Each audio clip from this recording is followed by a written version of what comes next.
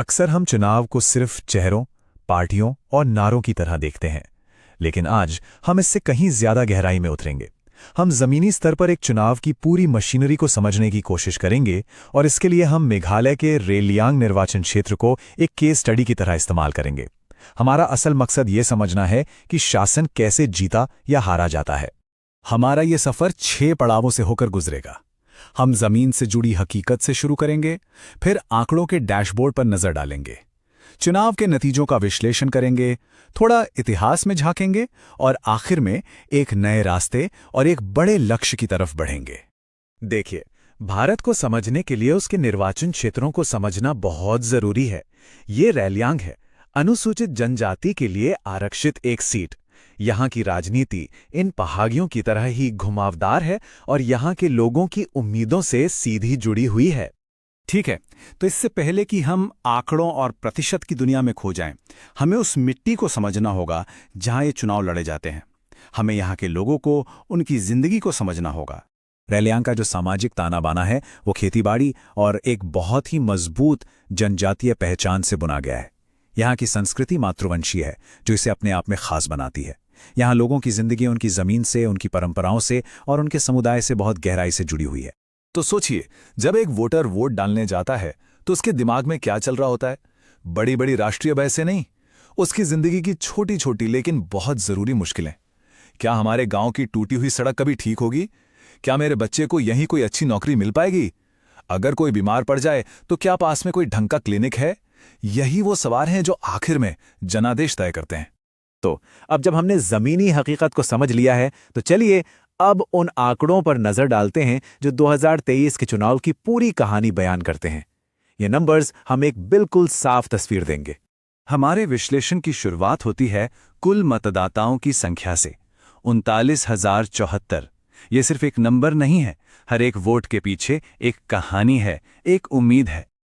अब ये नंबर देखिए, ये सच में चौंकाने वाला है। 90% से भी ज्यादा का वोटर टर्नआउट। ये दिखाता है कि रेलियांग के लोग अपने लोकतांत्रिक अधिकार को लेकर कितने ज्यादा जागरूक और जुनूनी हैं। यहां हर एक वोट के लिए जबरदस्त मुकाबला होता है।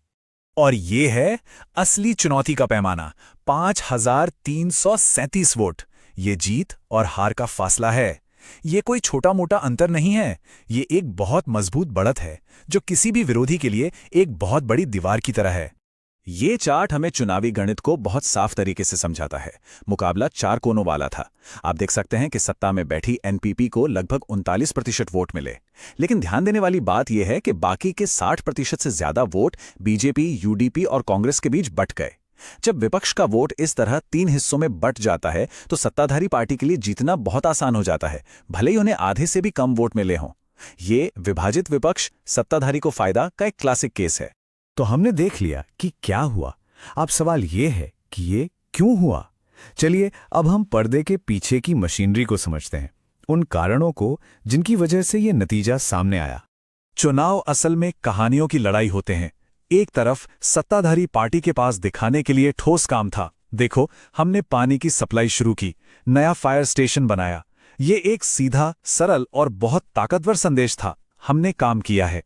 वहीं दूसरी तरफ चैलेंजर के पास कोई ऐसी साफ और दमदार स्थानीय कहानी नहीं थी जो लोगों के दिलों तक पहुंच सके। किसी भी चुनावी अभियान की ताकत को हम 4 पैमानों पर परख सकते हैं, जिसे हम चतुर्मुख सिद्धांत कह सकते हैं। चुनावी ताकत, संगठन की मजबूती, कहानी यानी नैरेटिव और संसाधन। चलिए देखते हैं कि चैलेंजर इन चारों मोर्चों पर कहां खड़ा था। चुनावी तौर पर उनका वोट शेयर सिर्फ 11.8% था। संगठन के स्तर पर जमीन पर कोई मजबूत कैडर था ही नहीं। कहानी के मोर्चे पर सत्ताधारी के विकास के दावों को काटने के लिए कोई आकर्षक संदेश नहीं था। और जहां तक संसाधनों की बात है, राष्ट्रीय मदद तो थी, लेकिन स्थानीय स्तर पर बहुत कमी थी। मतलब हर मोर्चे पर एक बड़ी चुनौती मुंह बाई खड़ी थी।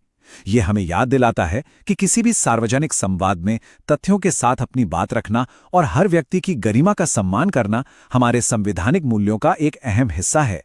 अभियान और रणनीति अपनी जगह है, लेकिन आखिर में राजनीति तो लोगों के लिए ही होती है। तो चलिए वापस मतदाताओं की तरफ लौटते हैं। उनकी सबसे बड़ी परेशानियां क्या है? आंकड़े क्या कहते हैं? ये टेबल बहुत ही शानदार तरीके से दिखाती है कि लोगों के लिए असल में क्या मायने रखता है। सबसे ऊपर सड़कें और कनेक्टिविटी, ये सीधे सीधे उनकी रोजी रोटी से जुड़ा है। उसके बाद है नौकरियां और फिर सेहत और शिक्षा।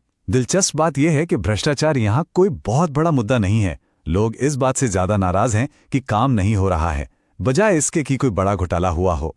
कोई भी चुनाव अचानक नहीं होता, उसकी जड़ें इतिहास में होती हैं। तो चलिए अब जरा रैलिंग के पिछले 30 साल के चुनावी सफर पर एक नजर डालते हैं, ताकि हम आज के राजनीतिक समीकरणों को और बेहतर तरीके से समझ सकें। ये टाइमलाइन इस सीट की पूरी राजनीतिक यात्रा की कहानी कहती है। जरा देखिए, 2008 और 2013 में कांग्रेस के उम्मीदवार ने शानदार जीत हासिल की। वोट शेयर 55% और फिर 46% रहा। ये एक मजबूत पकड़ थी। लेकिन फिर 2018 में एक भूचाल आया। जब एक बड़े स्थानीय नेता ने पार्टी बदली तो कांग्रेस का वोट शेयर लुढ़ककर सिर्फ 1.13% पर आ गया। ये एक राजनीतिक सुनामी जैसा था। 2023 में थोड़ी वापसी जरूर हुई, लेकिन ये गिरावट हमें एक बहुत ही जरूरी सबक सिखाती है। रेलियांग जैसी जगहों पर वोटर अक्सर पार्टियों से ज्यादा व्यक्तिगत नेताओं के प्रति वफादार होते हैं। नेताओं के प्रति व्यक्तिगत निष्ठा यहां के चुनावी नतीजों को बना भी सकती है और बिगाड़ भी सकती है। तो हमने जमीनी हकीकत देखी, आंकड़ों का विश्लेषण किया और ऐतिहासिक पैटर्न को समझा। अब इस गहरी समझ के आधार पर ही कोई भी पार्टी वापसी की रणनीति बना सकती है। ये सिर्फ चुनावी गणित नहीं है, बल्कि ये जवाबदेह शासन के लिए एक यूनिवर्सल फ्रेमवर्क है, जिसका केंद्र बिंदु है जनता का विश्वास वापस जीतना। तो सवाल यह है कि ये विश्वास वापस कैसे जीता जाए। ये एक स्टेप बाय स्टेप प्रक्रिया है जो जमीन से शुरू होती है। पहला कदम, सुनो और सीखो। गांव-गांव जाकर लोगों की असली शिकायतें इकट्ठा करो, बिना किसी फिल्टर के।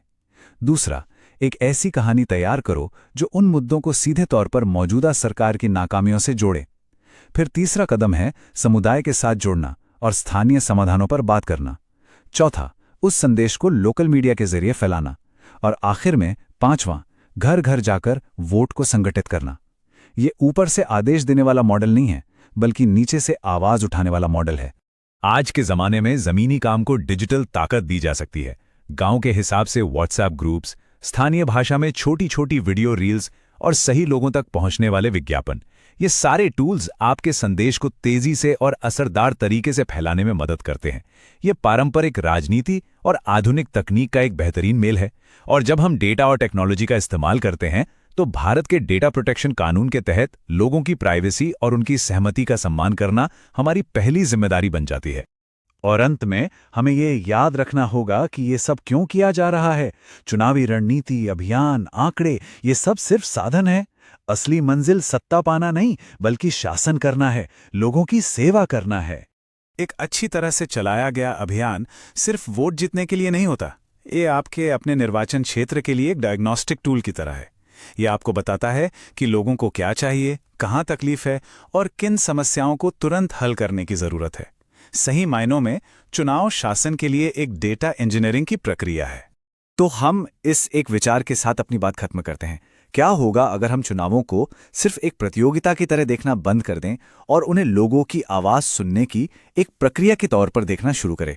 क्या एक ऐसा सिस्टम जो सच में लोगों की आवाज को सबसे ऊपर रखता है हमारे लोकतंत्र को बदल सकता है? यही वो सवाल है जिस पे हम सभी को सोचना चाहिए। अगर आप एक जन केंद्रित नेता बनना चाहते हैं और अपने निर्वाचन क्षेत्र को ऊपर उठाना चाहते हैं तो blueprintstrategies.ai से mgr@blueprintstrategies.ai पर संपर्क करें या 08042041602 पर कॉल करें। Purpose beyond college.